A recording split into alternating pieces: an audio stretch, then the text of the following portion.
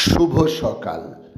আজ 14ই বৈশাখ 1433, ইংরাজি 28শে এপ্রিল 2026।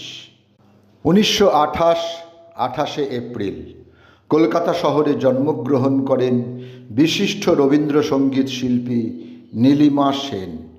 শান্তিনিকেতনে তাঁর শিক্ষা জীবনের শুরু।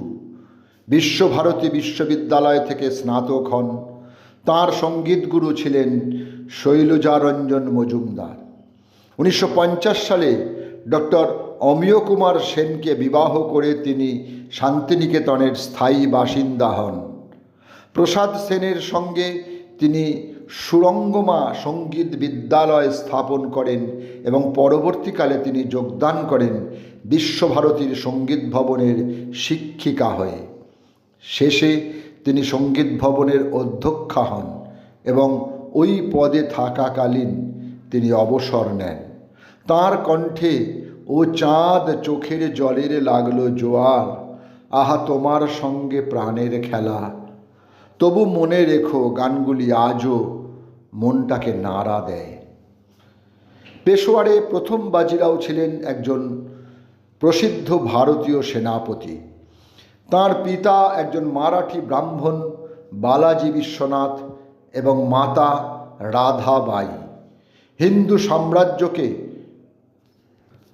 সব দিকে বিস্তারের জন্য তাকে কৃতিত্ব দেওয়া হয়। বাজিরাও 41টা যুদ্ধে অপরাজিত থাকেন, যা পৃথিবীর আর কোনো রাজা বা যোদ্ধাদের পক্ষে সম্ভব হয়নি।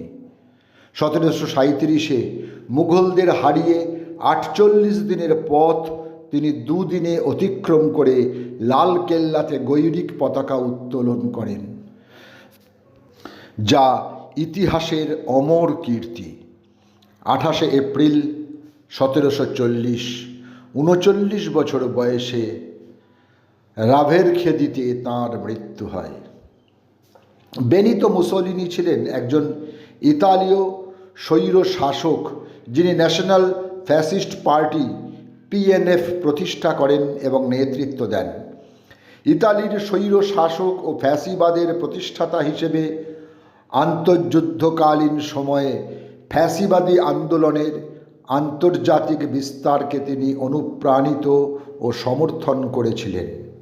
আজ তাঁর মৃত্যুদিন, সময়টা 1945।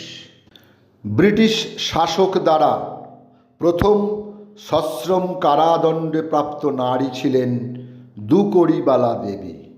বনপো নিবারণ ঘটক ও তাঁর বিপ্লবী বন্ধুদের স্বদেশী বই বা ইংরেজ সরকারের মতে বেআইনি বই পড়ার জায়গা ছিল তাদের মাসিমার বাড়ি। তাদের আড়ালে তাদের মাসিমা বইগুলো পড়েন এবং দেশের কাজে এগিয়ে আসেন। বিপ্লবী দলে তিনি মাসিমা নামেই পরিচিত হন। ঝাঁপিয়ে পড়েন বঙ্গভঙ্গ বিরোধী আন্দোলনে।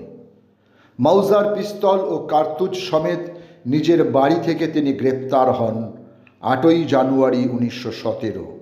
মুক্তি পান ডিসেম্বর 1918। আজ মাসিমার মৃত্যুদিন, সময়টা 1970।